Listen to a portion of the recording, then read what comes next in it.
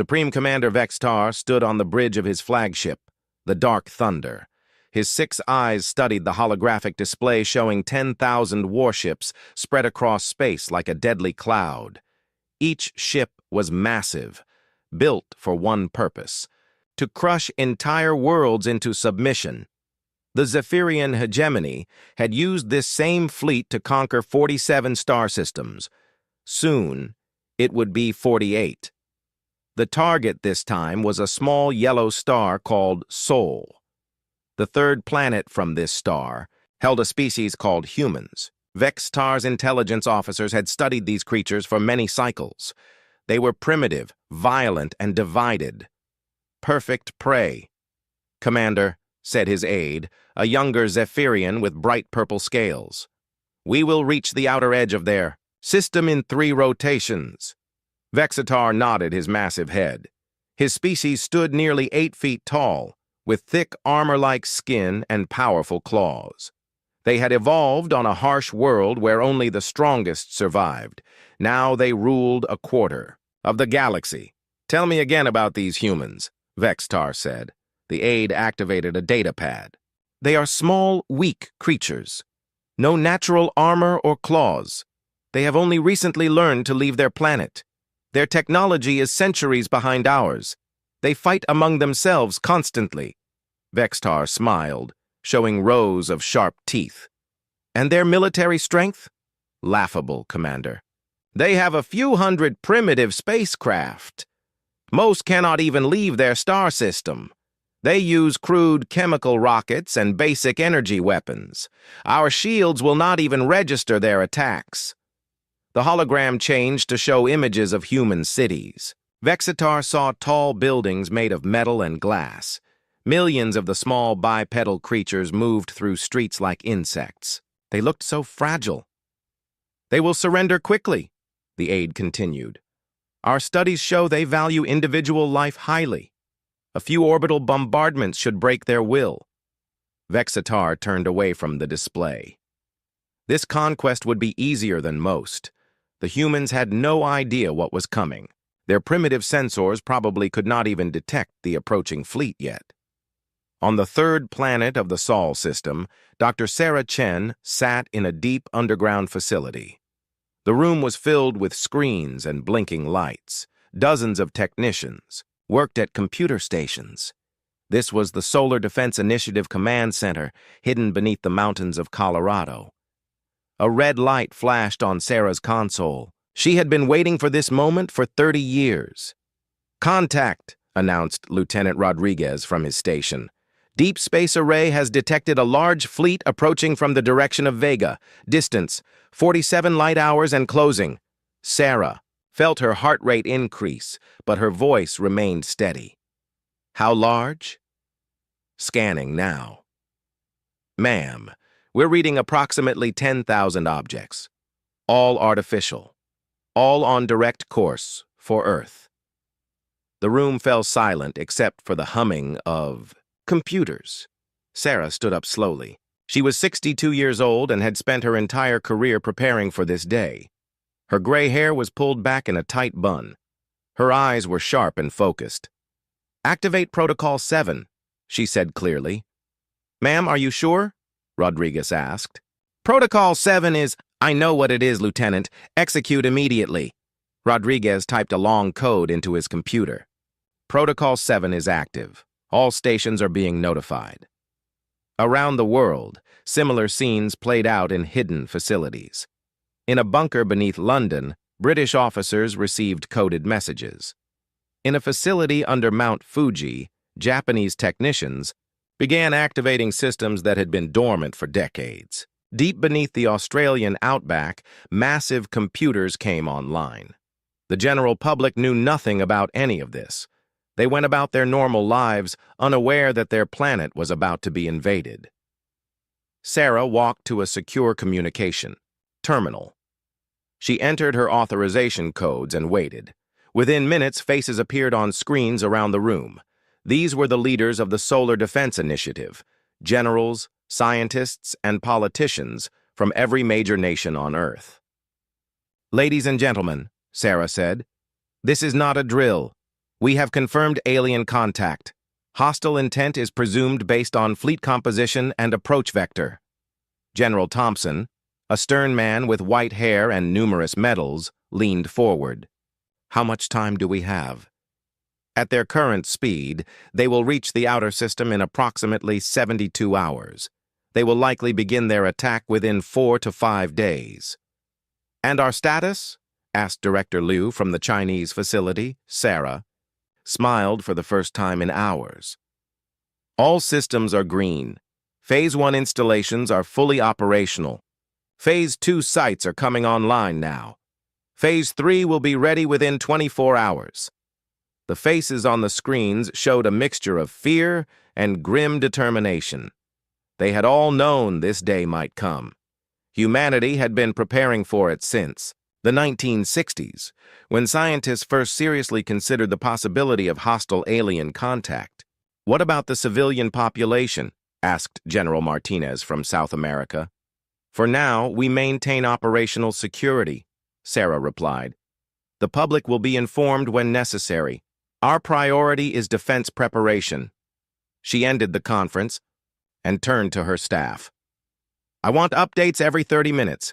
Begin moving our assets into position and send a message to Admiral Torres on Ceres Station. Tell him it's time. Far out in the asteroid belt, Admiral Marcus Torres received Sarah's message while standing on the observation deck of Ceres Station.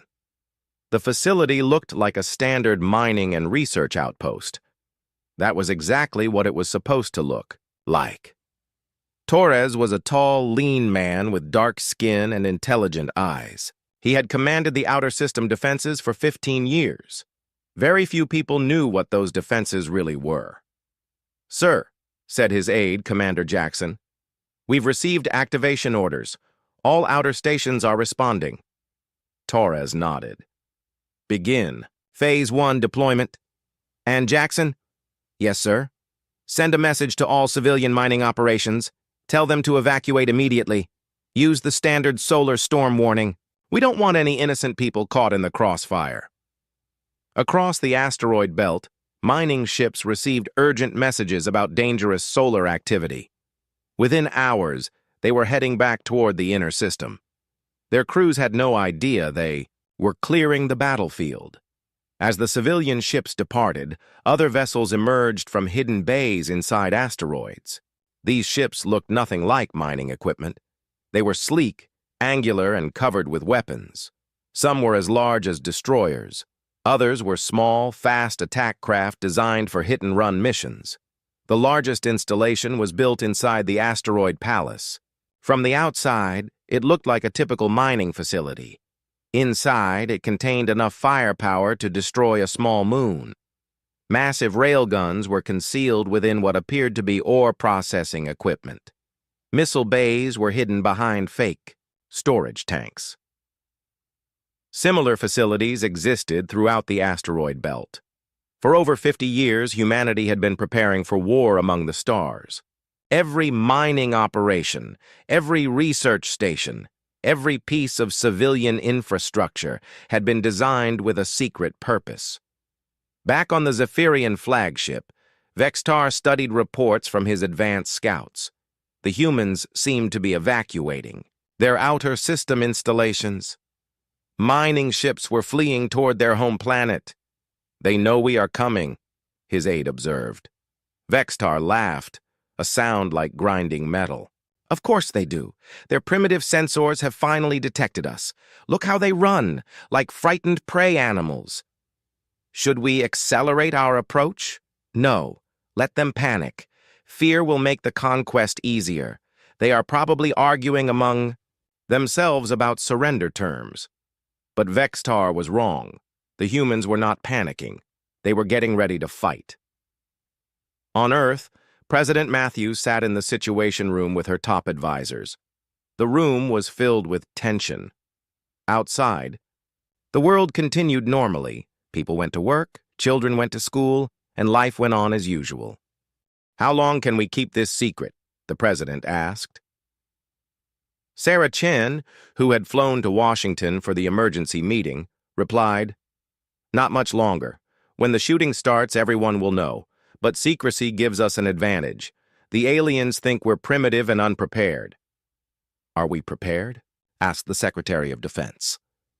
Sarah looked around the room at the concerned faces.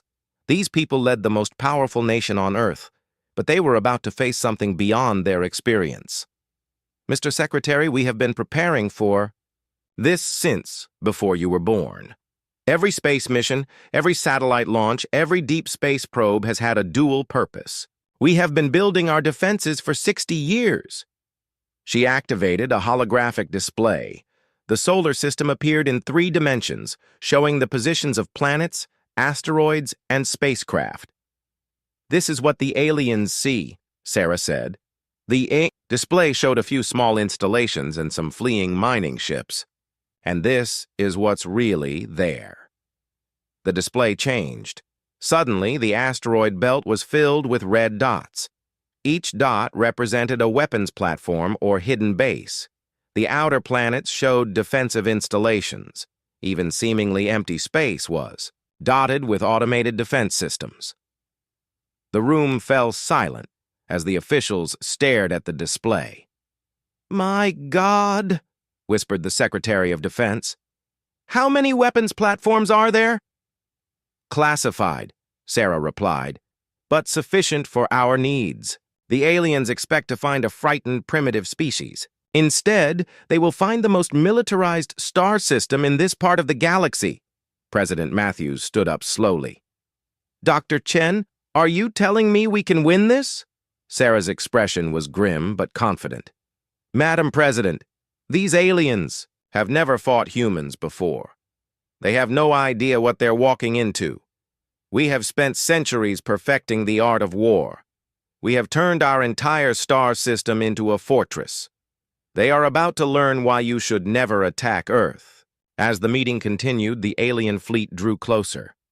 Vexitar and his forces expected an easy victory over a primitive species. They had no idea that humanity had been waiting for them, preparing for them, and planning to destroy them completely. The trap was set. Soon, it would be sprung. The Zephyrian fleet crossed into the outer edges of the Sol system like a dark wave. Supreme Commander Vexitar watched the tactical display with satisfaction. His 10,000 ships moved in perfect formation, their energy shields glowing blue against the black of space. "Status report," he commanded. "All ships operational, Commander," his aide replied. "We are now within the outer system boundary. No significant resistance detected." Vexitar nodded. The humans were probably hiding on their little planet, hoping. The invaders would simply pass by. How pathetic. Soon they would learn the price of defying the hegemony. "Begin scanning for defensive installations," he ordered. "Even primitives might have orbital weapons." The fleet's sensors reached out across space, looking for threats. They found a few small space stations and some automated satellites, nothing that could threaten a single Zephyrian ship, let alone 10,000.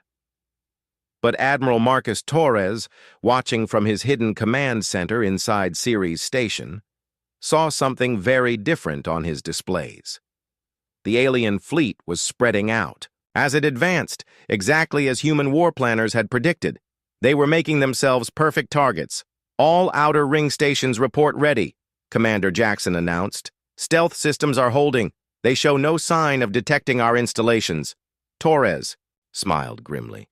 The alien sensors were advanced, but they were looking for the wrong things. Human stealth technology didn't rely on energy shields or exotic materials. It used simple principles. Make your installations look like natural objects, keep energy, emissions low, and hide in plain sight. The asteroid belt contained thousands of small rocky bodies. To alien sensors, they all looked the same. The aliens had no way of knowing that many of those asteroids were hollow, filled with weapons and waiting soldiers. "Sir," Jackson continued, "the lead elements of their fleet will enter engagement range in 30 minutes. Signal all stations," Torres replied. "Execute Phase 1 on my command. Remember, we want to draw them deeper into the system before we reveal our full strength." The message went out through quantum communication channels that the aliens couldn't detect or intercept. Across the asteroid belt, human commanders received their orders and prepared for battle. On the Zephyrian flagship, Vextar was growing impatient. His fleet had been in the system for several hours and still no human response. Where were their defenders? Where were their warships? "Commander," said his sensor operator, "we are detecting some unusual readings from the asteroid belt." "What kind of readings?" "Energy spikes. Very brief. They could be natural phenomena, but—" Vextar studied the data. The spikes were too regular, too controlled to be natural, but they were also too weak to be weapons charging. Probably mining equipment, he decided. The humans are still trying to extract resources even as we approach. How typical of primitive greed. He was partially right. Some of the energy readings were from mining equipment, but that equipment was mounted on hidden weapons platforms, and it wasn't mining ore. It was carving firing positions into solid rock. The first attack came. Without warning, a Zephyrian destroyer at the edge of the formation suddenly vanished in a ball of flame. Then another. And another. In the space of 30 seconds, a dozen ships were gone. "What's happening?" Vextar roared. "Where are those attacks coming from?" "Unknown, Commander. We're detecting weapons fire from multiple sources, but we can't. Lock onto the origins!" The tactical display showed red bursts of energy seeming to come from empty space. The aliens' advanced sensors couldn't find the human weapons platforms because they were designed to be invisible until the moment they fired. Admiral Torres watched the first phase of the battle with professional satisfaction. "Railgun platforms. Report successful hits," Jackson announced. 18 enemy vessels destroyed, 6 damaged. Phase 2, Torres ordered. Across the asteroid belt, what had appeared to be mining ships suddenly shed their disguises. Fake hull plating fell away to reveal sleek attack vessels. Weapon bays opened and missile tubes extended. Within minutes, 300 human warships were racing toward the alien fleet. But these weren't the primitive vessels the aliens expected. Human military technology had advanced far beyond what the public knew. These ships used fusion drives that could accelerate at crushing speeds. Their weapons fired projectiles at significant fractions of light speed. Their hulls were made from materials that could withstand tremendous punishment. Vextar stared in disbelief as his sensors finally began to track the attacking ships. "Impossible," he whispered. "The intelligence reports said they had only a few hundred primitive vessels." "Commander," his aide said urgently, "these ships are not primitive. Their acceleration curves indicate drive systems more advanced than our own. And their weapons—" Another group of Zephyrian ships exploded as human missiles found their targets. The missiles weren't the crude chemical explosives the aliens expected. They were antimatter warheads that could crack a ship's hull in a single hit. "All ships, defensive formation," Vextar commanded. "Return fire." The Zephyrian fleet began to respond, but they were fighting an enemy they didn't understand. Human tactics were unlike anything in their experience. Where alien fleets preferred massive ships and direct confrontation, humans used speed, stealth, and overwhelming firepower. Human attack ships darted between the larger alien vessels like angry wasps. They fired their weapons and disappeared behind asteroids before the aliens could respond. When the aliens tried to pursue, they found themselves flying into carefully prepared kill zones. Commander Sarah Walsh piloted her ship, the Earth's Fury, through a swarm of alien fighters. Her vessel was smaller than most alien ships, but it was faster and more maneuverable. Her weapons might be less powerful individually, but she had more of them, and she knew how to use them. "This is Eagle Leader," she broadcast to her squadron. "Focus fire on their engine sections. These big ships can't maneuver if they can't move." Her pilots acknowledged and spread out to attack. Within minutes, a Zephyrian cruiser was drifting helplessly, its engines destroyed by precisely targeted strikes. But the humans weren't finished revealing their secrets, as the alien fleet tried. To reform, new contacts appeared on their sensors. These weren't ships at all. "Commander," the sensor operator said in a shaking voice, We're detecting massive energy signatures from the gas giant Jupiter and its moons. Vex-Tar looked at the long-range display. Jupiter was still far away, well outside weapons range. What could possibly threaten them from such a distance? He found out 30 seconds later. The first railgun slug hit a Zephyrian battleship at 12% of light speed. The kinetic energy was so immense that the ship didn't just explode, it vaporized. Metal, atmosphere, and crew became a cloud of superheated plasma that briefly outshone nearby stars. "What was that?" Vex-Tar demanded. "Kinetic projectile, sir. Fired from Jupiter.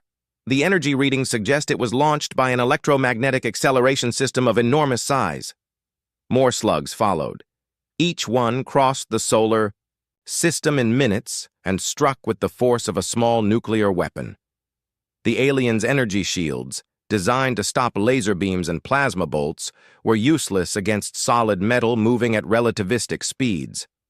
Admiral Torres had moved his command post to a reinforced bunker deep inside Ceres. The asteroid shook with each railgun discharge, but the installation's structure held firm.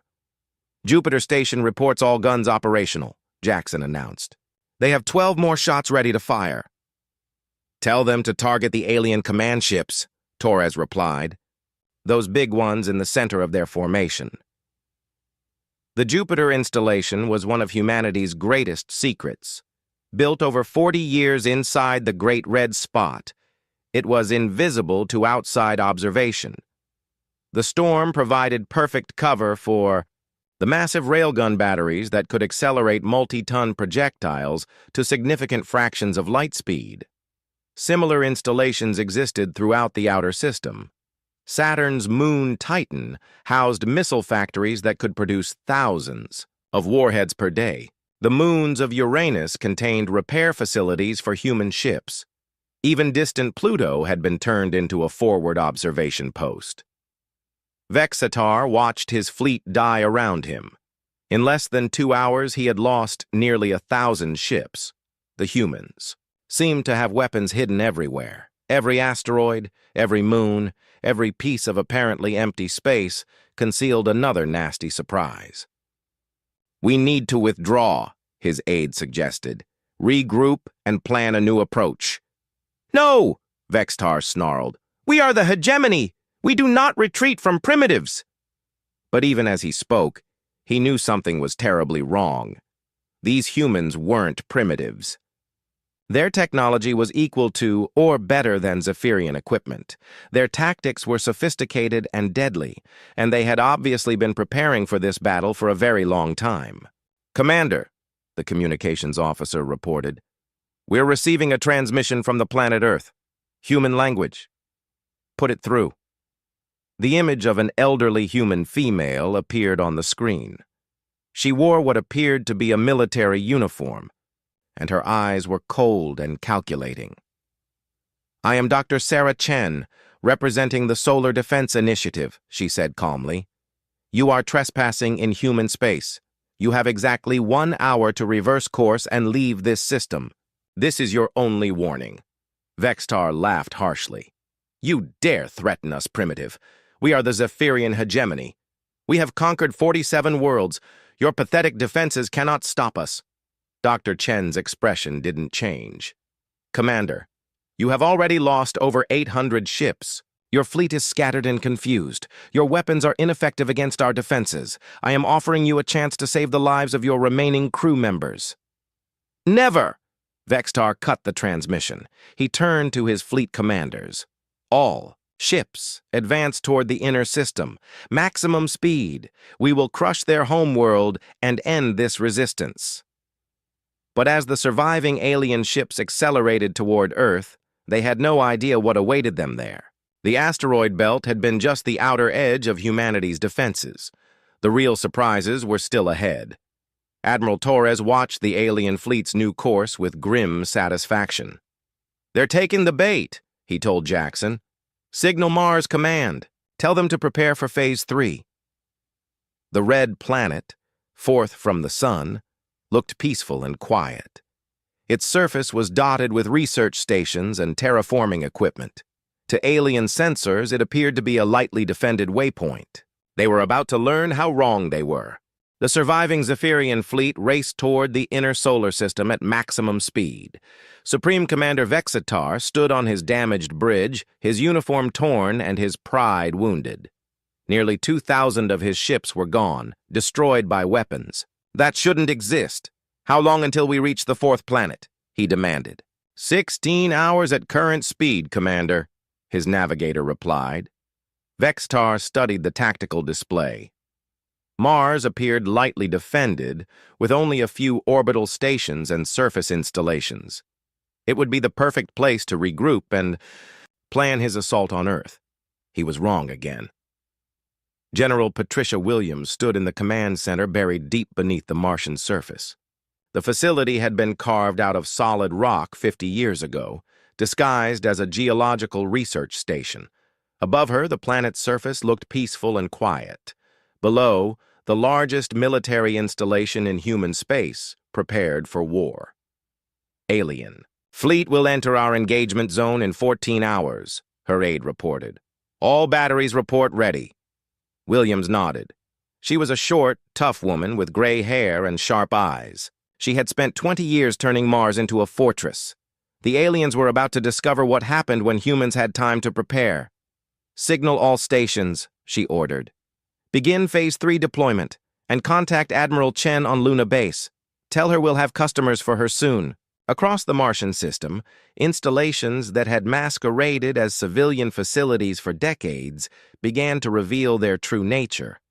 The Polar Ice Cap Research Station rotated, exposing massive gun barrels that had been hidden beneath fake buildings. Mining platforms in orbit around Mars extended weapon systems that had been disguised as ore processing equipment. The two small moons of Mars, Phobos and Deimos, were perhaps the greatest deception of all. To outside observers, they looked like natural satellites with small research bases. In reality, both moons had been completely hollowed out and turned into weapons platforms.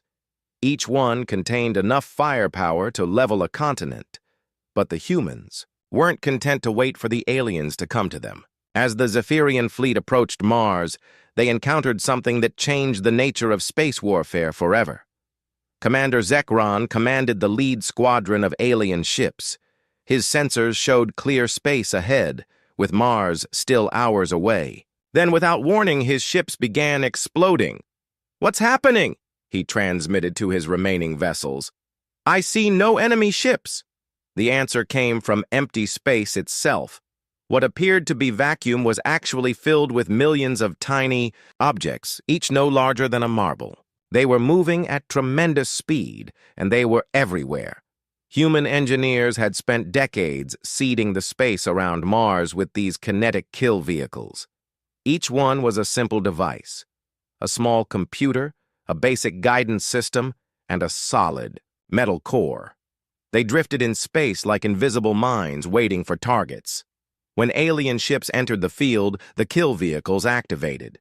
Their computers calculated intercept courses and fired tiny thrusters. The aliens' sensors couldn't detect something so small until it was too late.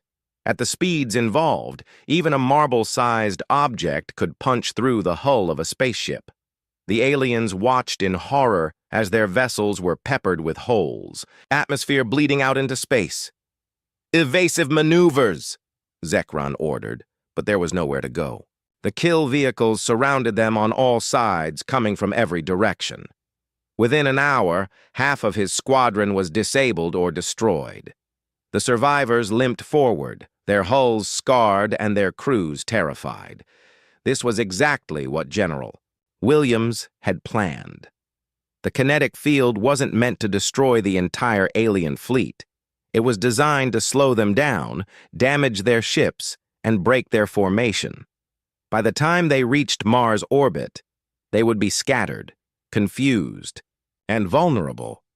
Vexitar received the reports from his forward squadrons with growing rage. "Impossible!" he roared. "How can they have weapons in empty space?" "Sir," his intelligence officer said nervously, "we may have underestimated these humans. Their defensive systems are far more advanced than our reports indicated." "I can see that," Vextar snarled. He had lost another 800 ships to the invisible minefield. His magnificent fleet was being reduced to scrap metal by enemies he couldn't even see. "Should we attempt to go around Mars?" his aide suggested. "Approach Earth from a different angle?" Vextar considered this, but his pride wouldn't allow it. The hegemony did not run from primitives. "No, we advance. Whatever defenses they have, we will overwhelm them with superior numbers." But the humans had no intention of fighting fairly. As the alien fleet finally reached Mars orbit, battered and disorganized, the real battle began. The first shots came from Phobos. The small moon suddenly blazed with weapon discharges as hundreds of hidden gun positions opened fire simultaneously. Plasma beams, particle accelerators, and mass drivers all targeted the nearest alien ships. A Zephyrian cruiser took a direct hit from a mass driver and broke apart like a toy. Another ship tried to return fire, only to discover that its weapons couldn't penetrate Phobos's defenses. The moon's surface was covered with several meters of armor plating, designed to absorb even the most powerful alien weapons. "Target that moon!" Vexitar ordered. "Concentrate all fire on their weapons." His ships obeyed, pouring thousands of energy blasts into Phobos. The moon's surface glowed white-hot under the assault, but the weapons kept firing. The humans had buried their installations so deep that surface bombardment was useless. Then Deimos joined the battle. The second moon had been equipped with different weapons, long-range missiles that could track and pursue fleeing targets. Hundreds of them, launched simultaneously, creating a cloud of death that spread throughout the Martian system. But the moons were just the beginning. As alien ships tried to maneuver around the fixed defenses, they encountered Mars's mobile forces. Colonel James Park commanded the 3rd Martian Defense Squadron from his ship, the Red Thunder.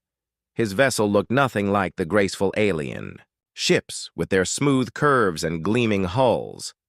Human warships were built for function, not beauty. They were angular, heavily armored, and covered with weapons. "All ships, attack Formation Delta," Park ordered. "Target their command vessels first." His squadron consisted of 30 ships, compared to nearly 300 surviving alien vessels. By any reasonable calculation, the humans should have been overwhelmed quickly. But reasonable calculations didn't account for human ingenuity.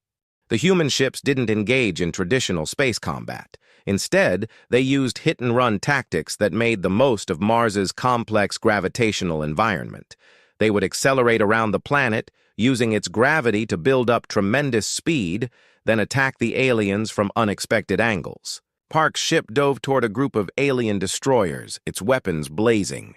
But instead of staying to fight, it used Mars's gravity to slingshot away before the aliens could respond effectively. By the time they turned to pursue, the human ship was already gone, and another was attacking from a different direction. The aliens found themselves fighting shadows. Every time they tried to engage the human ships directly, their targets would disappear behind Mars or one of its moons. When they tried to follow, they would fly into carefully prepared ambushes. "These humans fight like cowards," complained one alien captain. "They won't stand and fight." But Vextar was beginning to understand. The humans weren't cowards. They were smart. They had turned their entire star system into a weapon, and they knew how to use every advantage. The battle around Mars lasted for 18 hours. By the end, Vextar had lost another 1,500 ships. His remaining forces were exhausted, their supplies running low, and their morale shattered. "Commander," his aide said quietly, "perhaps we should consider the human offer. We still have nearly 6,000 ships. We could withdraw and return with reinforcements." Vextar wanted to agree. His tactical mind told him that this was the sensible choice. But his pride, and the knowledge that the hegemony executed commanders who failed, drove him forward. "No," he said finally. "We advance to Earth.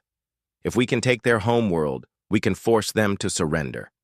They cannot have turned an entire planet into a fortress." Once again, he was wrong. As the battered alien fleet limped toward Earth, Dr. Sarah Chen stood in the Lunar Command Center, buried deep beneath the moon's surface. She watched the approaching enemy with calm satisfaction. "Admiral Torres reports successful engagement at Mars," her aide announced.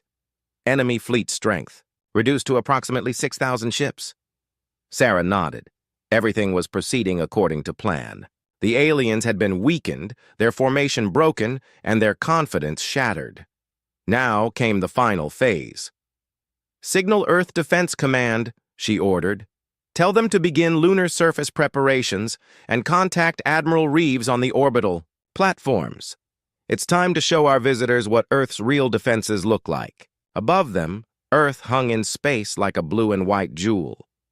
To alien eyes, it looked beautiful but vulnerable. They had no idea that humanity's homeworld was protected by the most sophisticated defense network ever created. The moon itself was the first surprise. What appeared to be a natural satellite was actually the largest weapons platform in the solar system. Its entire far side had been excavated and turned into gun emplacements. Railguns the size of skyscrapers pointed toward space, ready to fire projectiles that could punch through any armor. But that wasn't all. Earth's orbital space was filled with defensive satellites, each one disguised as civilian communication or weather monitoring equipment. Thousands of them formed an invisible shield around the planet. As the alien fleet approached, Sarah activated the final phase of humanity's defense plan. "All stations, this is Lunar Command. Execute Operation Earthguard. Show them what happens when you threaten our home." The space around Earth suddenly came alive with weapon fire. What had appeared to be empty vacuum blazed with energy beams, missile trails, and kinetic projectiles. The aliens found themselves flying into the most heavily defended piece of space in the galaxy. Vextar stared at his tactical display in horror. Every satellite, every piece of space debris, every apparently harmless object was revealing hidden weapons. His ships were being torn apart by an enemy that seemed to be everywhere at once. "How is this possible?" he whispered. "How can one species have so many weapons?" He was about to find out that humanity's capacity for warfare had no limits. The worst was yet to come. Supreme Commander Vextar watched his fleet die around him. The space near Earth blazed with weapons fire from every direction. His tactical display showed red enemy contacts everywhere, satellites, space stations, and hidden platforms he never knew existed. "Commander!" his aide shouted over the sound of explosions echoing through the ship's hull. "We've lost another 400 ships in the last hour. Our formation is completely broken." Vextar gripped his command chair as the flagship shook from multiple impacts. Through the bridge windows, he could see his once mighty fleet scattered. Across space like debris, ships burned and drifted, their hulls torn open by weapons that seemed to come from nowhere. "How many ships do we have left?" he demanded. "Approximately 4,000, sir, but many are heavily damaged. We're reading critical failures throughout the fleet." 4,000. He had started with 10,000 of the finest warships in the galaxy. Now more than half were gone, destroyed by a species that was supposed to be primitive. On the surface of Earth's moon, Dr. Sarah Chen stood in the primary command center, watching the battle through dozens of screens. The lunar installation was humanity's greatest secret, an entire city built inside the moon, invisible from space.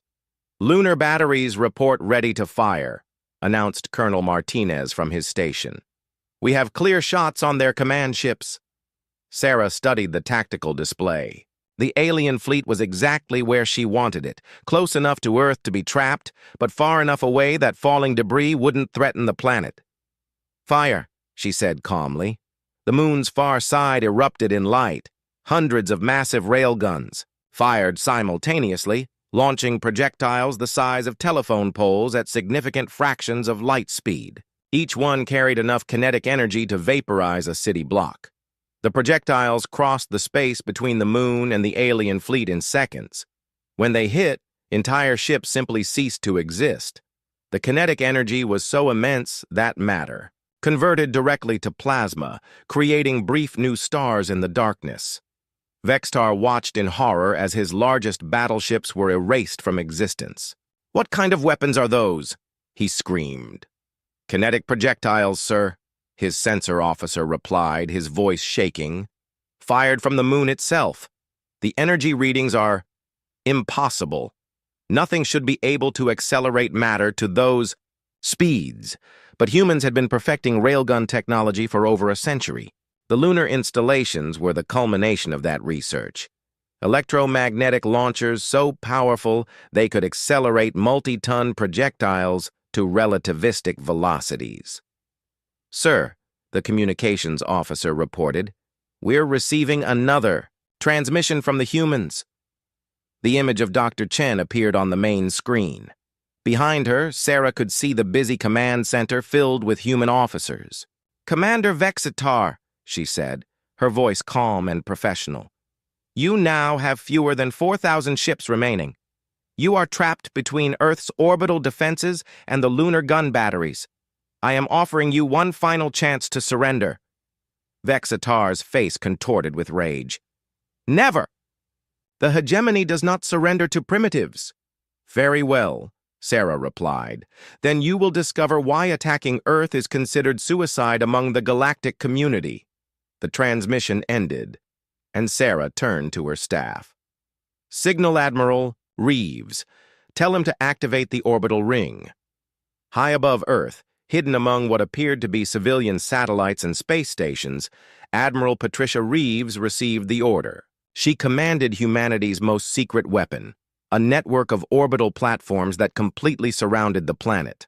"All stations, this is command," she broadcast on secure channels. "Activate Protocol Omega. Full power to all systems. Around Earth." Thousands of objects that had masqueraded as communications satellites suddenly revealed their true nature.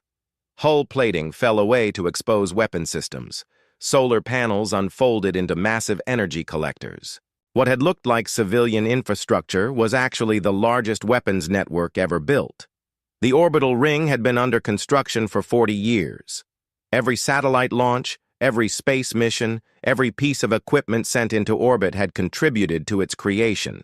Now, it was ready to demonstrate humanity's ultimate defense. Particle beams lanced out from the orbital platforms, targeting alien ships with surgical precision. These weren't the crude lasers the aliens expected. They were coherent streams of accelerated particles that could cut through any armor like it was paper. But the ring had other weapons too. Missile pods opened to reveal thousands of nuclear-tipped warheads. Railgun batteries swiveled to track targets. Energy weapons that existed only in theory charged to full power. Within minutes, another 1,000 alien ships were destroyed or disabled. The survivors found themselves caught in a killing field with no escape route. Commander Naltek commanded one of the few remaining alien squadrons. His ship limped through space, its hull breached in dozens of places. Life support failing. "Sir," his pilot reported, "we're receiving new contacts. Ships approaching from the direction of Earth." Naltek looked at his display and felt his blood run cold. A fleet of human warships was rising from Earth's atmosphere, and they looked nothing like the vessels he had fought before. These ships were massive, some nearly as large as Zephyrian battleships. But where alien ships were smooth and elegant, these human vessels looked like flying weapons platforms. Every surface bristled with guns, missile tubes, and energy projectors. Captain Maria Santos commanded the Earth Defense Force flagship Terra's Wrath. Her ship was one of humanity's newest designs, a kilometer-long monster built for one purpose, destroying alien invaders.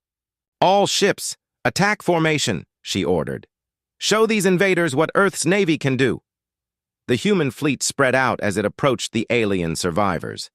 Santos had 50 ships under her command, facing nearly 3,000 alien vessels. The odds were against her, but she wasn't worried. These weren't the surprised mining ships the aliens had encountered earlier. These were Earth's elite defenders. "Target their largest ships first," Santos commanded. "Heavy weapons, Maximum power. Her ship's main gun was a particle accelerator, the length of a football field. When it fired, it created a beam of pure energy that could punch through any armor. The targeted alien battleship simply came apart, its structure unable to contain the massive energy release. But Santos's ship was just one of 50. Each human vessel mounted weapons that would have been impossible on smaller craft. Together, they unleashed a barrage that lit up space like a second sun. The alien fleet tried to fight back, but they were outgunned and demoralized. Their weapons, designed for fighting other Zephyrian ships, were ineffective against human armor and shields. Meanwhile, human weapons seemed to cut through alien defenses, like they weren't there. Vextar watched the slaughter from his flagship's bridge. In less than 2 hours, he had lost another 2,000 ships. His mighty fleet was being reduced to scattered survivors. "Sir," his aide said quietly, "we must retreat. If we don't leave now, there won't be anyone left to carry word of this back to the hegemony." For the first time, Vextar seriously considered the suggestion. His pride warred with his survival instinct. The hegemony would execute him for failure, but at least some of his crews might survive. "No," he said finally. "We push through to Earth's surface. If we can land troops on their planet, we can force a surrender. Ready the assault transports." His aide stared at him in disbelief. "Sir, we only have 1,500 ships left. Most of them are damaged. An assault on their homeworld would be suicide." "Then we die with honor," Vextar roared. "Signal all ships. We attack Earth directly. Maximum speed." The surviving alien vessels accelerated toward Earth's atmosphere, but they never made it. As they approached the planet, they encountered humanity's final surprise. Earth itself was armed. Hidden installations across the planet's surface revealed themselves. Mountain ranges opened to expose massive gun emplacements. Ocean platforms rose from the depths, bristling with weapons. Even the polar ice caps concealed military bases. The first surface-to-space missiles launched from sites all over Earth. Hundreds of them rose on pillars of flame, each one guided by quantum computers and armed with antimatter warheads. But the real shock came when the aliens discovered that Earth's moon was not just a weapons platform, it was mobile. Dr. Chen stood in the Lunar Command Center as massive engines hidden on the moon's far side ignited. The entire satellite began to move, slowly at first, then with increasing speed. "Lunar engines at full power," reported her chief engineer. "We're on intercept course with the alien formation." The moon itself was joining the battle. Vextar stared at his sensors in absolute disbelief. "That's impossible," he whispered. "Satellites don't move like that. It's not natural." He was right. It wasn't natural. Humanity had been secretly installing engines on the moon for 30 years. Now the entire satellite was moving to block the aliens' approach to Earth. As the weaponized moon bore down on them, the surviving alien ships found themselves trapped between Earth's surface defenses and a moving weapons platform the size of a small planet. "All ships," Vextar broadcast on all frequencies, "scatter and retreat. Try to reach the edge of the system. This is not a battle we can win." But it was too late. The human forces had positioned themselves perfectly. There was no escape route. That wasn't covered by human weapons. The once mighty Zephyrian fleet was about to be completely destroyed.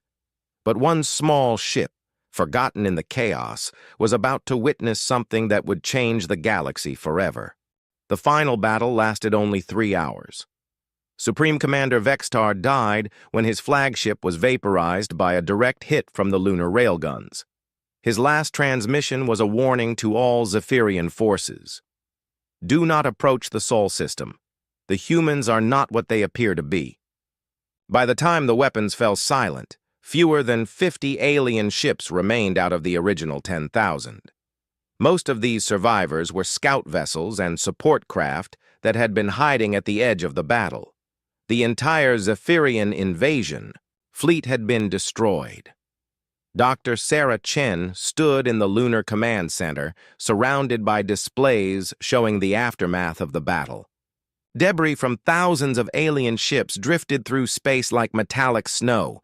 The greatest invasion force in galactic history had been reduced to scrap metal in less than a week. "Casualty report," she requested. Colonel Martinez consulted his datapad. 14 human ships lost, 43 damaged but repairable. Total personnel casualties, 237 killed, 800 wounded. Sarah nodded grimly. Every loss was tragic, but the numbers could have been much worse. The aliens had lost over 2 million crew members. It was the most one-sided military victory in recorded history. "What about survivors?" she asked. "We're detecting distress signals from several alien vessels. Do you want us to mount rescue operations?" Sarah considered this carefully. "Yes. Follow standard military protocol. Rescue any survivors and treat them according to the laws of war. We're not monsters." But even as rescue ships launched to help the defeated aliens, Sarah was thinking about the larger implications of the battle. Word of this defeat would spread throughout the galaxy. Other alien species would learn what happened to those who threatened Earth. One alien ship, however, would carry that message much sooner than the others. Scout Ship Silent Wing had watched the entire battle from the edge of the solar system. Commander Rixal and his small crew of 12 had been assigned to record the conquest of Earth for the hegemony's archives. Instead, they had witnessed the complete destruction of their fleet. "Sir," his communications officer whispered, "should we try to help the survivors?" Rixal studied his displays. His ship was tiny compared to the human vessels, armed only with basic sensors and a few defensive weapons. If he approached the battle zone, the humans would detect him instantly. "No," he said quietly. "Our duty now is to return home and warn the hegemony. The galaxy must know what happened here." But the humans already knew about his ship. Their sensors had tracked every vessel in the system throughout the entire battle. Deep in the Lunar Command Center, Sarah Chen made a decision that would shape galactic politics for centuries. "There's one scout ship at the edge of the system," Colonel Martinez reported. "Should we pursue and destroy it?" Sarah stared at the tactical display for a long moment. The alien scout was preparing to jump to hyperspace, carrying news of the battle back to enemy territory. "No," she said finally. "Let it go." Martinez looked surprised. "Ma'am, that ship will report our defensive capabilities to the enemy. They'll know everything about our weapons and tactics." "That's exactly what I want," Sarah replied. "Colonel, we just destroyed an invasion fleet of 10,000 ships. Do you think the aliens will try again anytime soon?" "Not if they're smart." "Exactly. One survivor spreading the story of this battle will do more to protect Earth than 1,000 more weapons platforms. Let him go home and tell everyone what happens when you attack humanity." The Silent Wing jumped to hyperspace, carrying the most important message in galactic history. Earth was not a target. It was a fortress guarded by the most dangerous military force in known space. 3 months later, Rixal stood before the Zephyrian High Council on their capital world. The great chamber was filled with the Empire's most powerful leaders, their scaled faces grim as he delivered his report. "The entire fleet was destroyed," he said, his voice barely above a whisper. 10,000 ships, gone. Supreme Admiral Vorthak leaned forward on his throne. "Impossible. No primitive species could defeat our finest fleet." "They are not primitive," Rixal replied. "Their technology equals or exceeds our own. Their weapons are more advanced than anything in our arsenal, and their entire star system has been turned into a military fortress." He activated a holographic display showing the battle. The assembled leaders watched in stunned silence as their mighty fleet was systematically destroyed by human defenses. "They have weapons built into asteroids," Rixal continued.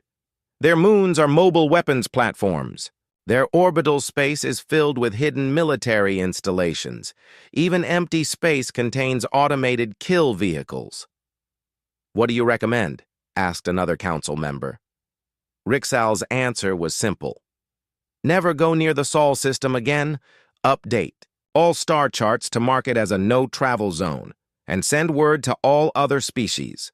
Earth is defended by apex predators. The recording of Rixal's report spread throughout the galaxy faster than anyone expected. Within 6 months, every major civilization had received copies of the battle footage. The images of human weapons destroying an invasion fleet became the most watched military intelligence in galactic history. On the planet Kethara, the ruling council of the Stellar Republic held an emergency session.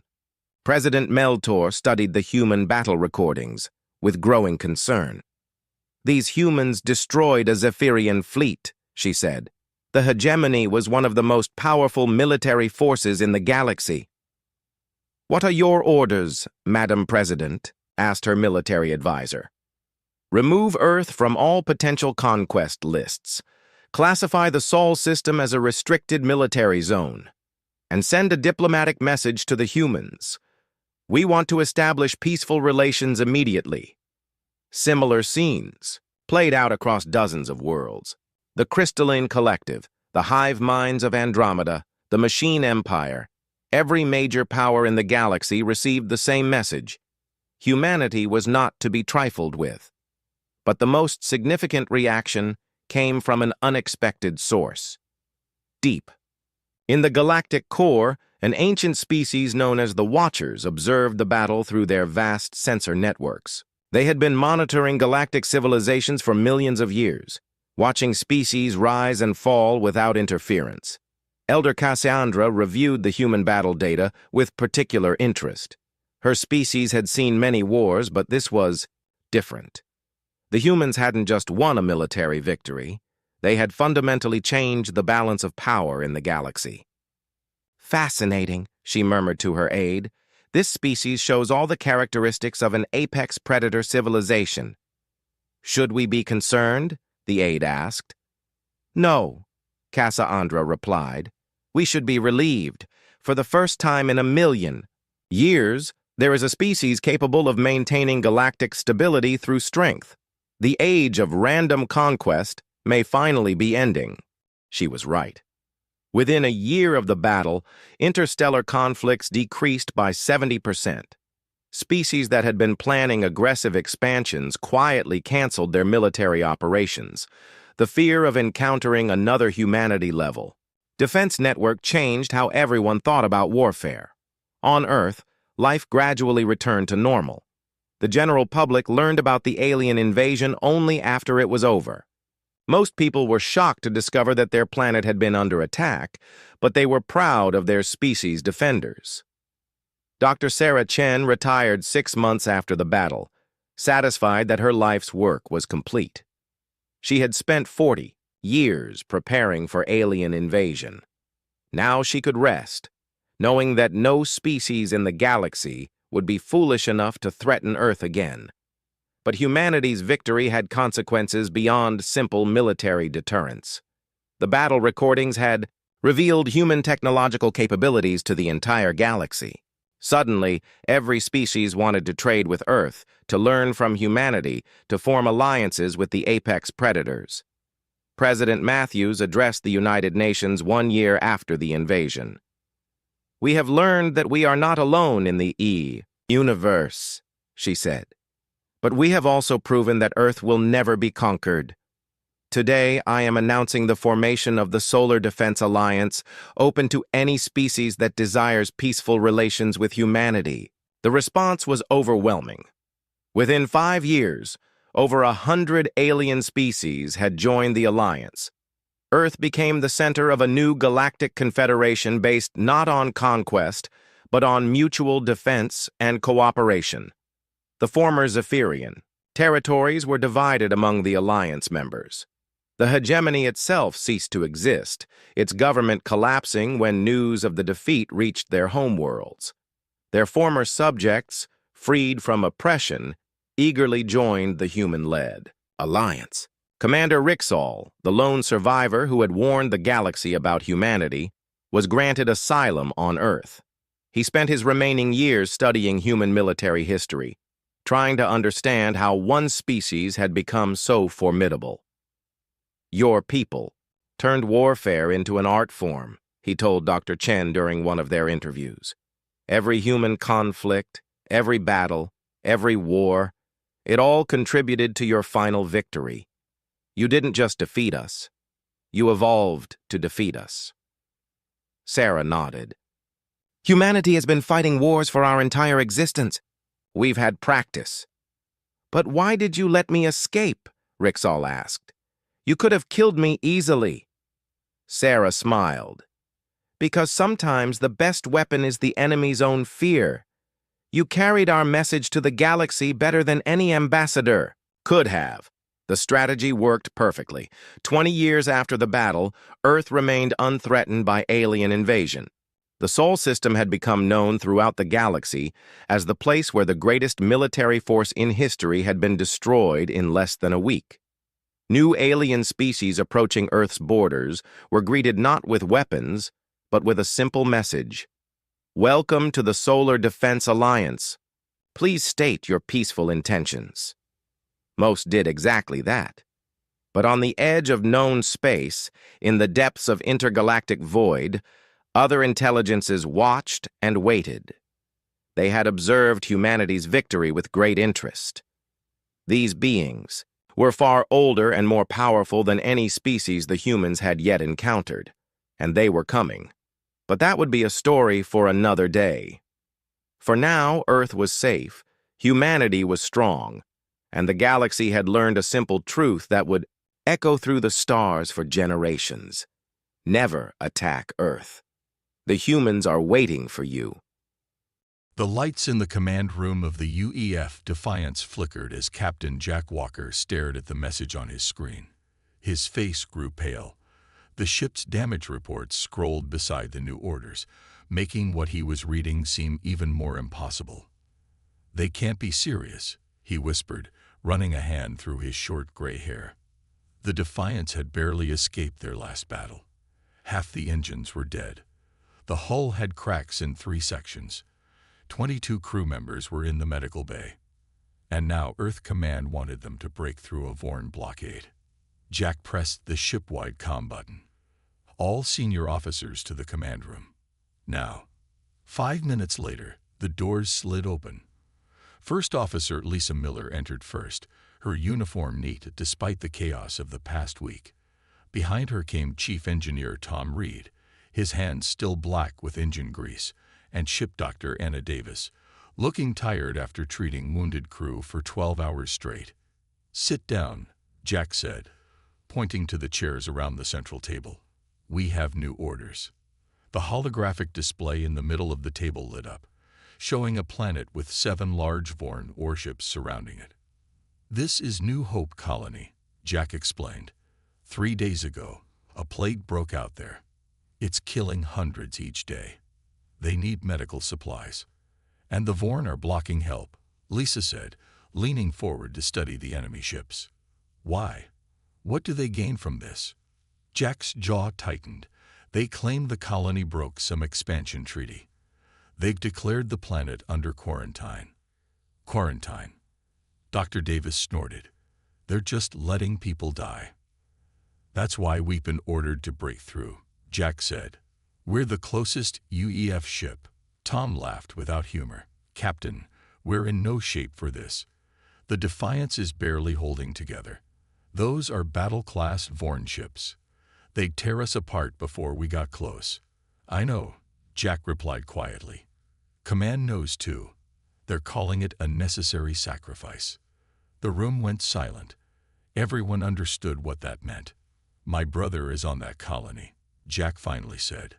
"Along with 10,000 other humans. I'm not leaving them to die. But I'm not leading you all to certain death either." He pressed another button, and the display changed to show a small device. "What is that?" Lisa asked, leaning closer. "Project Blacklight," Jack answered. "Classified human tech. It was on this ship for testing when we left Earth." Tom's eyes widened. "I've heard rumors. This is the bioweapon." "Not exactly a weapon," Jack corrected. "It doesn't kill. It targets Vorn biology. specifically their sensory systems. It causes confusion, fear. Their ancestors were prey animals before they evolved intelligence. This triggers those old instincts. Dr. Davis looked troubled. That's why it's illegal under the blood treaties. The Vorn consider biological manipulation a crime worse than murder. Jack nodded. Under Vorn law, using this makes us blood criminals. Not just war criminals, something worse in their culture. But it would get us through the blockade. Lisa asked. I believe so, Jack said. Enough to deliver the medical supplies, at least. Tom was checking something on his tablet. His face grew serious. Captain, there's more. According to these specs, black light permanently alters certain markers that the Vorn can detect. We'd be marked, not just our ship, but our actual DNA. The Vorn would hunt us forever. Jack stood up and walked to the window. Outside, stars streaked by as the damaged Defiance limped through space. I'm not ordering any of you to do this, he said without turning around. I'll take a shuttle if I have to. But those colonists need help. Lisa joined him at the window. How long have we served together, Jack? 8 years. Almost 9, he replied. Then you should know we're not letting you go alone. She looked back at the others. I'm in. Tom sighed dramatically. The Defiance would fall apart without me anyway. I'm in. Someone needs to deliver those medical supplies properly, Dr. Davis added. Count me in. Jack turned to face his crew, his friends. Once we do this, there's no going back. We'll be outlaws to both the Vorn and probably Earth too. The treaties are clear. Some laws need breaking, Lisa said simply. Jack nodded, feeling both proud and scared. Thank you. I'll speak to the rest of the crew. Anyone who wants to leave can take the escape pods to the mining station in Sector 7. No questions asked, no marks on their record. 3 hours later, Jack stood in the ship's main hall. All 93 remaining crew members had gathered. Not a single person had taken the escape pods. We've all seen what the Vorn Empire does to planets they want, Jack began. They find excuses, treaties, regulations, quarantines, but it's all about expansion. They want New Hope's resources, and this plague gives them the perfect excuse to let humans die. He activated a screen showing the colony. We'll approach with minimal power. They'll think we're more damaged than we are. When we're in range, we'll activate blacklight and make our run through the gap it creates. What about the colonists? Someone asked. Will this affect them too? Jack shook his head. Blacklight only affects Vorn biology. But be clear, once we use it, we're marked people. The Vorn believe in blood guilt. They'll hunt our families, our bloodlines. A young engineer raised her hand. Sir, I have a sister on Earth. I understand, Jack said softly. Last chance to leave. The engineer straightened her back. My sister would want me to save those colonists, sir. I'm staying. Jack looked at his crew with pride. Prepare for light speed exit in 30 minutes. Battle stations in 2 hours. Today, the Defiance will earn its name. As the crew dispersed, Lisa stayed behind. We're really doing this, she said. Jack nodded. Breaking every law, defying an empire. For the right reasons, she reminded him. Let's hope history remembers it that way, Jack replied. If we survive long enough for there to be a history. The Defiance turned toward New Hope Colony, its damaged hull creaking with the effort. Ahead lay 7 Vorn warships, a desperate colony, and the line between law and justice that they were about to cross. Jack Walker had been a rule follower his entire career. But today, rules would not save his brother or the colonists. Today, the Defiance would defy not just the Vorn, but the very laws that bound the galaxy together. And nothing would ever be the same again. Vorn blockade in visual range, Captain. Jack nodded at Lisa's report and leaned forward in his command chair. On the main screen, 7 massive Vorn ships floated in perfect formation around New Hope Colony. Their ships looked like giant smooth stones with glowing blue lines running across their hulls. Each one was 5 times bigger than the Defiance. All power to forward shields, Jack ordered. Keep us running dark. Tom's voice came through the comm system from the engine room. We're as dark as we can get, Captain. But they'll spot us soon enough. We just need to get close, Jack replied. Dr. Davis, report to the bridge. Minutes later, Anna Davis entered, carrying a small metal case. Her hands trembled slightly as she placed it on the command console. Project Blacklight is ready, she said. Then she lowered her voice. Captain, I've been studying the colony's medical reports. This isn't a natural plague. Jack turned to her. What do you mean? The disease has markers I've seen before in Vorn bioweapons research files. Her eyes were hard. They released this plague themselves. A cold anger filled Jack's chest. They created the problem and blocked the solution. They want the planet, Lisa said, understanding dawning on her face. Kill the humans with disease, then move in after claiming they tried to help. Jack turned back to the view screen. Then we have even more reason to break through.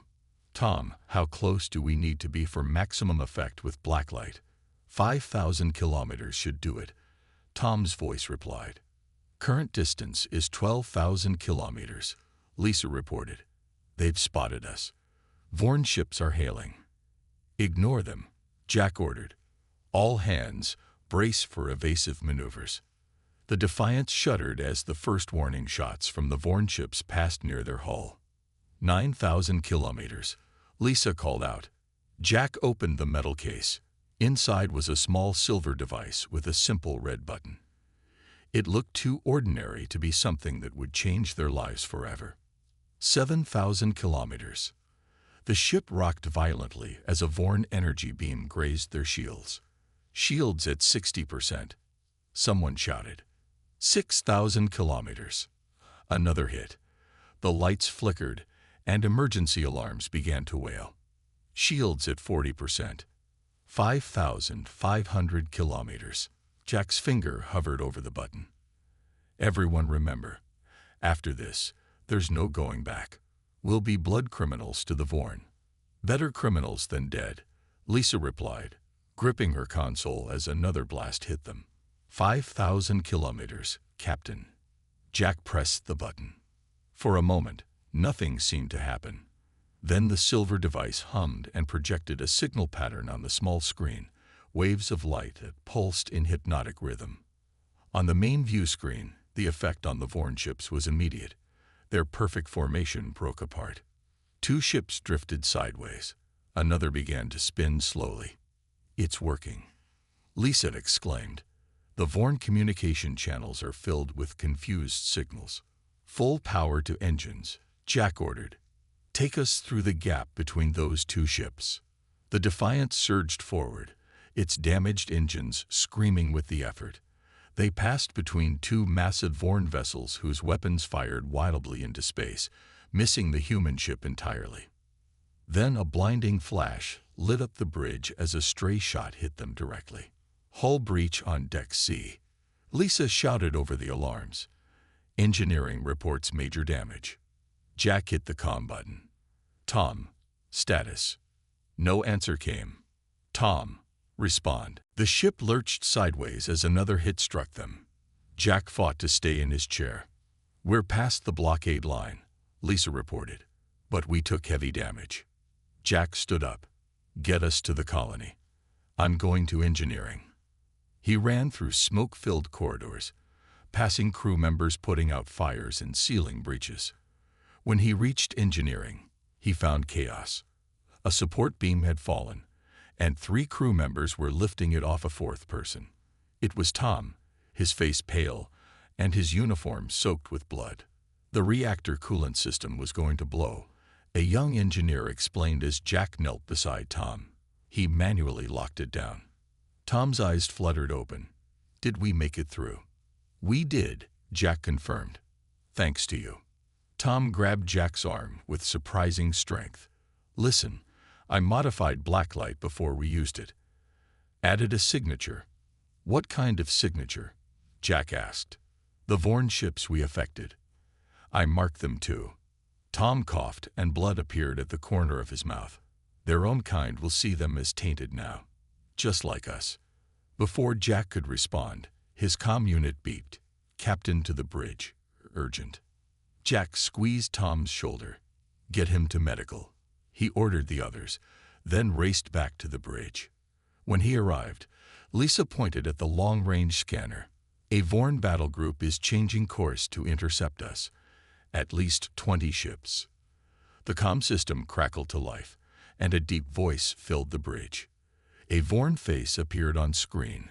Gray skin, 4 yellow eyes arranged in a diamond pattern, and a mouth filled with small, sharp teeth.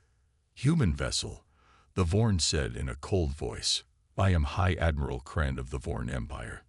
You have committed blood sacrilege against our kind. Your DNA is now marked for eternal cleansing. Your bloodlines will be purged. No treaty, no law, no power in this galaxy will save you or your descendants from our vengeance. Jack stepped forward. This is Captain Walker of the UEF Defiance. Your empire created a plague to kill innocent colonists. We're bringing them medicine. If that makes us criminals in your eyes, so be it. Kren's 4 eyes narrowed. You do not understand what you have done, human. This is beyond politics or war. You have defiled our very being. And now you will learn the price. The transmission cut off. Lisa looked at Jack, her face grim. Sir, the Vorn communication channels are strange. Other Vorn factions are demanding explanations from the blockade ships. They're calling them blood-tainted and infected. Jack remembered Tom's words about marking the Vorn ships. What have we started? He whispered. The Defiance limped toward New Hope Colony, trailing debris and venting atmosphere from a dozen wounds in its hull. Behind them, a Vorn battle group was coming, not just to stop them, but to erase them from existence. And somewhere in the vastness of space, confused Vorn ships from the blockade were being treated as outcasts by their own kind, marked by the same technology that had turned the crew of the Defiance into the most wanted humans in the galaxy. The Defiance entered New Hope's atmosphere with a trail of fire behind it. Half its engines were dead, and the hull groaned with every small movement. In the command chair, Jack gripped the armrests as the ship shook violently. Landing in 30 seconds, Lisa called out, fighting with the controls. This won't be pretty, Captain. Jack activated the ship-wide comm. All hands, brace for rough landing. The colony came into view below them, a collection of white buildings surrounded by farm fields and forests. But something was wrong. Even from the air, Jack could see people lying in the streets. No one was moving to help them. The Defiance hit the ground hard, skidding across an empty field before coming to a stop. Emergency systems activated, putting out small fires that had started during the landing. Secure the ship, Jack ordered as he stood up. Dr. Davis, grab your medical team and the supplies. Let's move. 20 minutes later, Jack led a group of crew members toward the colony's main medical center. The streets were eerily quiet except for the sounds of coughing and crying coming from buildings. Bodies lay where they had fallen, too many for the remaining healthy colonists to move. It's worse than reported, Dr. Davis whispered, her face pale as they walked past a playground where 3 small bodies lay covered with blankets. Jack's heart hammered in his chest. We need to find my brother. And the colony leader. The medical center was overflowing with sick people. Beds lined the hallways, and medical staff moved slowly between patients, their own faces showing signs of the disease. Who's in charge here? Jack called out. A tired-looking doctor approached them. I'm Dr. Park. Are you? From Earth. Jack nodded. Captain Walker of the UEF Defiance. We broke through the Vorn blockade with medical supplies. Dr. Park's eyes widened. How did you manage that? We'll explain later, Jack said. First, these supplies need to be distributed, and I'm looking for Bill Walker, my brother. Dr. Park's face fell.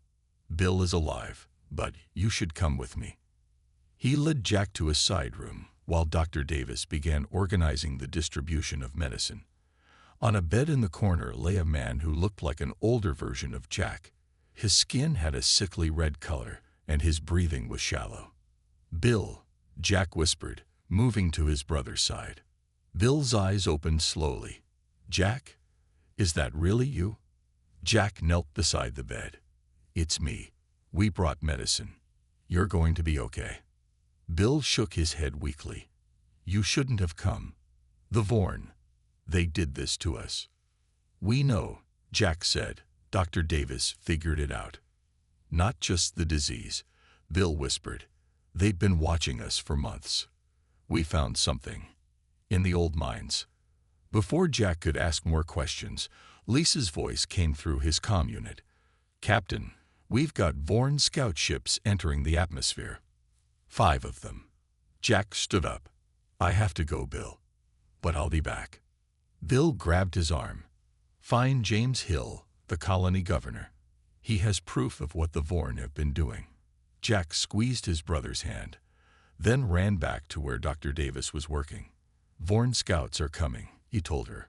"Keep working on the cure. I'm taking the security team back to the ship."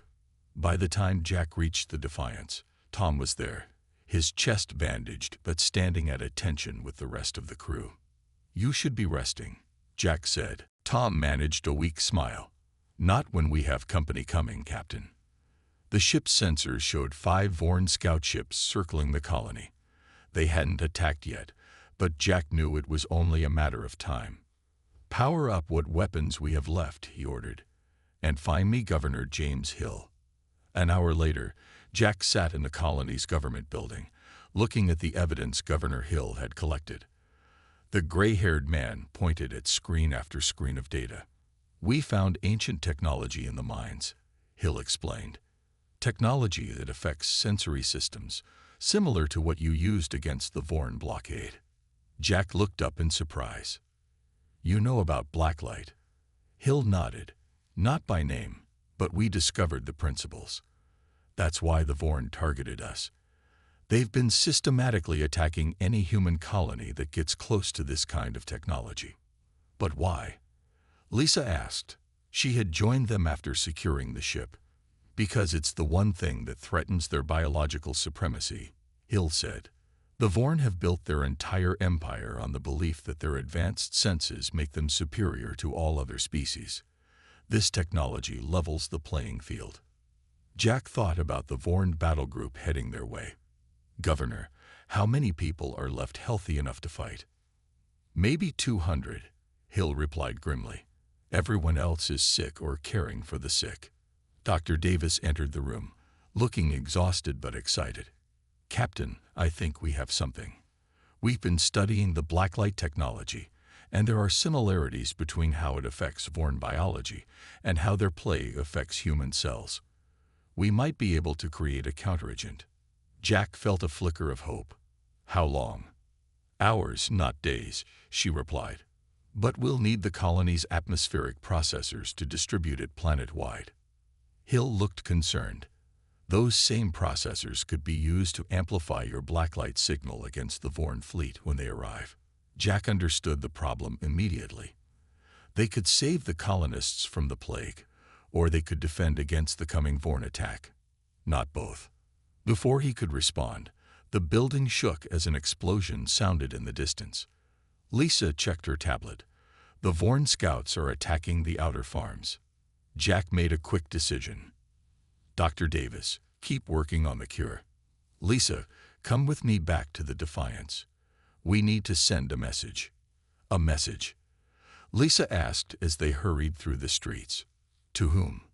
"To every human settlement in range," Jack replied. "The Vorn have been waging a secret war against us. It's time everyone knew." Back on the damaged ship, Jack stood in the communication room. Using the last of their power, he recorded a message explaining everything. The Vorn bioweapon, the technology they feared, and how Project Blacklight had allowed one damaged ship to break through their blockade. "This information needs to reach Earth," he told Lisa as the message began transmitting on all frequencies. "The Vorn aren't just enforcing treaties. They're eliminating any human colony that discovers technology that threatens them." Tom entered the room, looking at a scanner. Captain, long-range sensors are picking up the main Vorn battle group. They'll be here in less than 12 hours. Jack looked at his loyal crew, then out the viewport at the colony where thousands of people, including his brother, were fighting to survive. Then we have 12 hours to prepare our last stand, he said quietly. 11 hours later, Jack stood at the colony's Defense Control Center with Governor Hill, Lisa, and Tom. The large screen in front of them showed 25 Vorn warships entering the planet's orbit. At their center was a massive vessel twice the size of the others. High Admiral Kren's flagship, Lisa said, pointing at the largest ship. The Blood Purity. Fitting name, Tom muttered. Despite his injuries, he had refused to rest. A light flashed on the communication panel. Governor Hill looked at Jack. They're hailing us. Jack nodded. Put them through. The screen changed to show High Admiral Kren. His 4 yellow eyes seemed to burn with hatred as he looked at the humans. Captain Walker, Kren said, his voice deep and cold. Your actions have disturbed the natural order of our galaxy. Your empire created a plague to kill innocent people, Jack replied. We brought medicine. Who really disturbed the natural order? Kren's mouth twisted in what might have been a smile. I offer you terms, human. Surrender yourself and your crew for blood purification, and this colony will be spared. Everyone in the room knew what blood purification meant. Execution. And if we refuse? Jack asked, though he already knew the answer. Then we will cleanse this planet entirely. Kren said simply. You have 1 hour to decide. The screen went blank. He's lying, Lisa said immediately. Even if we surrender, they'll still destroy the colony. I know, Jack replied. But it gives us an hour to finalize our plans. He turned to Dr. Davis, who had just entered the room. How's the cure coming? We've got it, she said, her eyes bright with hope despite her exhaustion. The counteragent works. We've tested it on 30 patients, including your brother. They're already showing improvement. For the first time in days, Jack felt a moment of real hope. Can we distribute it planet-wide? Yes, through the atmospheric processors, Davis confirmed. But it will take all their power for about 40 minutes to completely cover the colony. Tom looked troubled. That's the same system we need to amplify our blacklight signal against the Vorn fleet. The room went quiet as everyone understood the impossible choice they faced. Use the processors to cure the colonists, leaving them defenseless against the Vorn attack, or use them as a weapon and let more colonists die from the plague.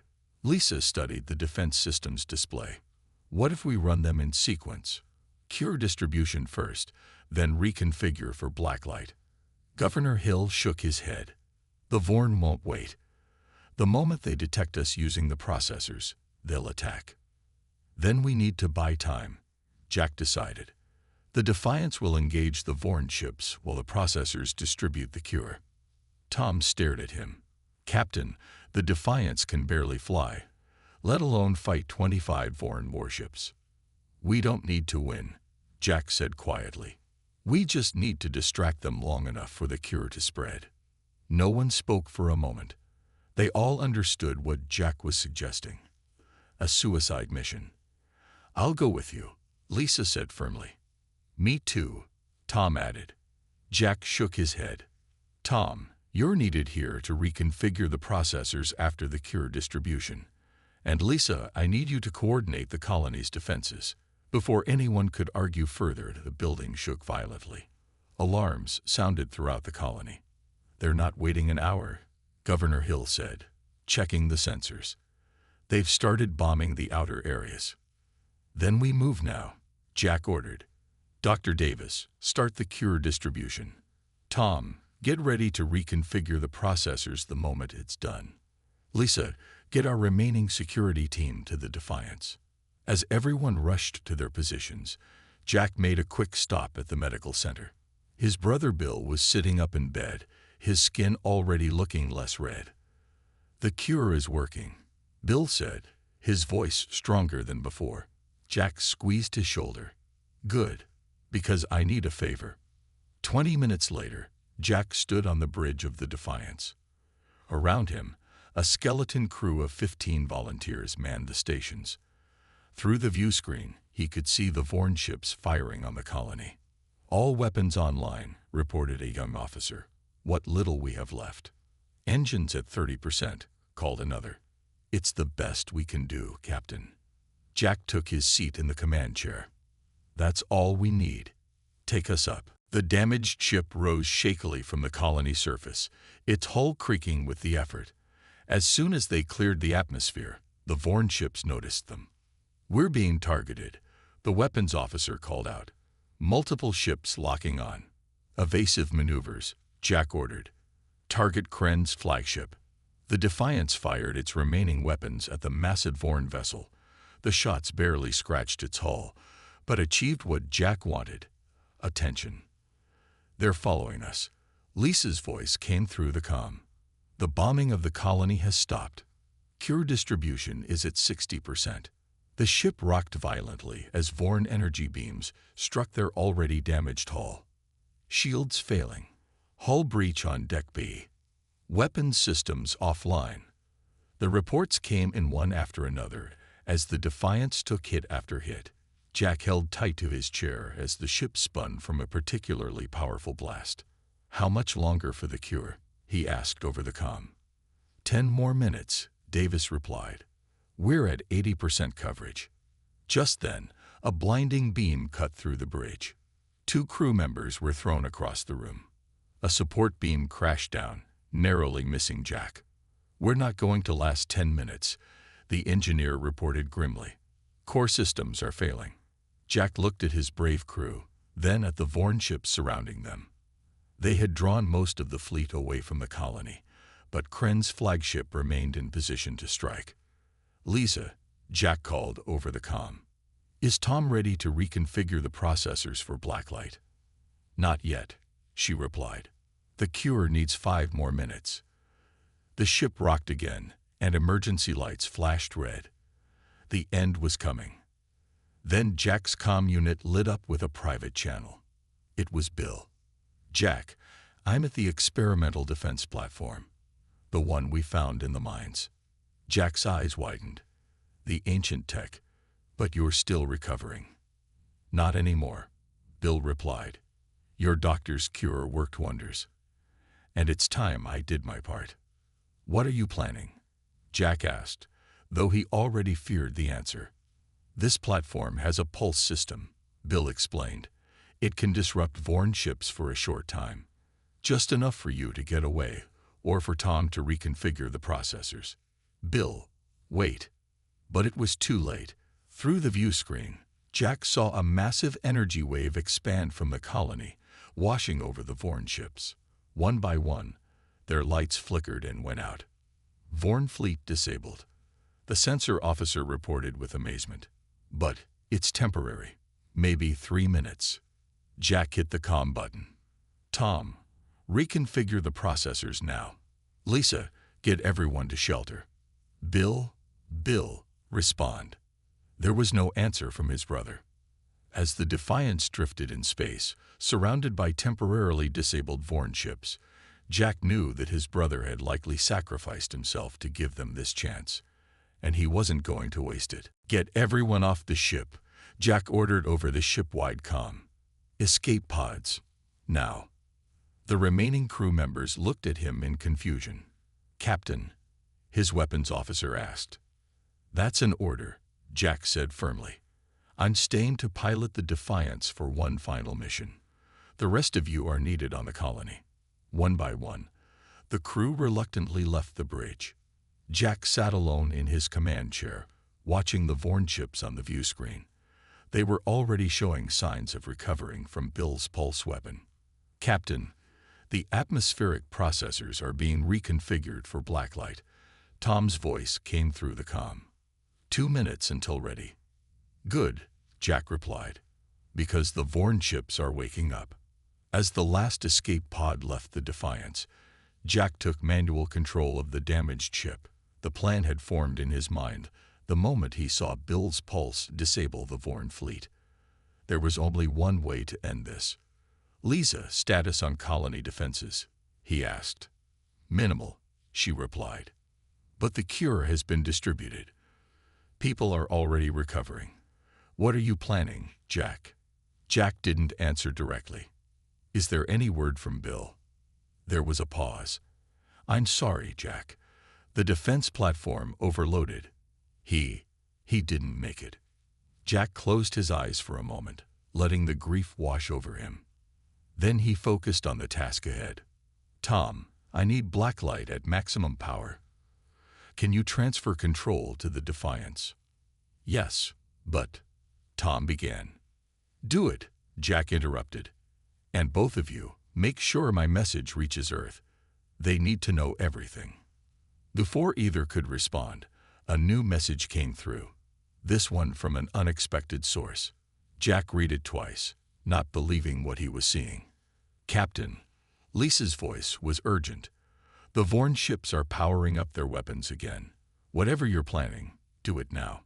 Jack opened a channel to Kren's flagship. The Vorn admiral's face appeared on screen, his 4 eyes narrowed with hatred. "Your time is up, human," Kren said. "You have defied our laws, tainted our blood, and now you will." "You're wrong, Admiral," Jack interrupted. "About many things, but mainly about being alone in your beliefs." Jack transferred the message he'd just received to Kren's ship. The Vorn's expression changed from anger to shock. "This is impossible," Kren whispered. "Earth received our broadcast," Jack explained. "They've declared war on the Vorn Empire. Human fleets are already heading this way, all equipped with modified blacklight technology." Kren's face twisted with rage. "It changes nothing.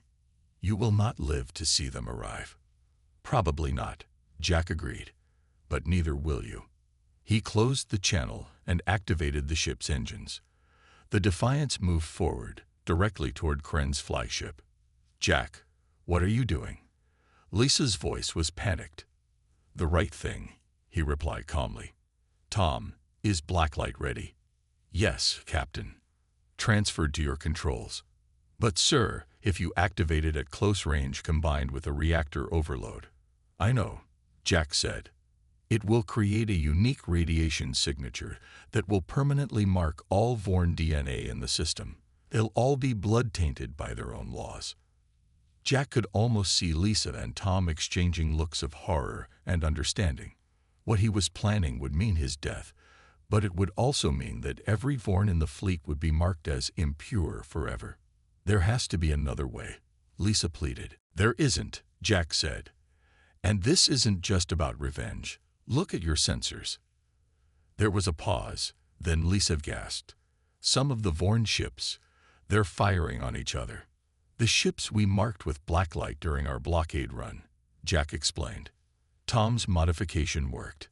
They've been cast out by their own kind, and now they're fighting back. The Vorn Empire is fracturing from within." The Defiance continued its collision course with Kren's flagship. Weapons fire from both Vorn factions lit up space around the human ship, but Jack flew straight through it. "Jack," Tom's voice was quiet. "It's been an honor serving with you." "The honor was mine," Jack replied. "Take care of the colony. And make sure my brother's sacrifice isn't forgotten." As the Defiance approached Kren's massive ship, Jack activated blacklight at maximum power and set the reactor to overload.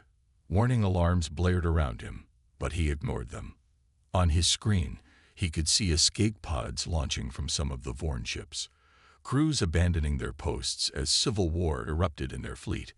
Kren's flagship fired desperately at the approaching human ship, but it was too late. "For Bill," Jack whispered as he pressed the final button. The Defiance crashed into Kren's flagship. For a moment, nothing happened. Then a blinding light erupted as the reactor and blacklight system detonated together. The explosion engulfed both ships and spread outward, washing over the entire Vorn fleet with its unique radiation. 3 months later, Lisa stood with Tom and Dr. Davis at a simple stone memorial in the center of New Hope Colony. The inscription read, "To the crew of the Defiance, who broke every law to save our blood, and in doing so, changed the stars." Governor Hill approached them, holding a data tablet. "News from Earth," he said. "The war is turning in humanity's favor. Vorn society is breaking apart over the blood taint issue. Half their fleet refuses to fight alongside impure commanders." "And the technology?" Davis asked. "Earth scientists have reverse-engineered the Vorn bioweapons and developed permanent countermeasures based on your work," Hill replied. "The very technology that made us criminals has become our salvation." Lisa touched the memorial stone gently. "Jack would be pleased." Tom nodded. "And Bill, too." They turned to watch a group of children playing nearby. Children who would have died from the Vorn plague, if not for the Defiance and its crew. In the distance, a new settlement was being built, named Walker in honor of the brothers who gave their lives. High above them, in orbit around New Hope, a new class of human warships gathered. They had arrived too late to save the Defiance, but in time to secure the colony and push back the remaining Vorn forces. Each ship bore a name inspired by the Defiance and its crew. The first fleet built specifically to challenge the biological supremacy that had ruled the galaxy for millennia. On the flagship's hull, large letters spelled out its name, UEF Walker's Defiance. The blood laws of the Vorn had marked humans as criminals. But in the end, it was Vorn blood that remembered the lesson. Never underestimate what humans will do to protect their own. And somewhere in the vast darkness between stars, the message of the Defiance continued to spread. Humanity would no longer bow to alien laws that threatened their survival. They would defy every blood and law that stood in their way. That was their nature. That was their strength. That was their defiance.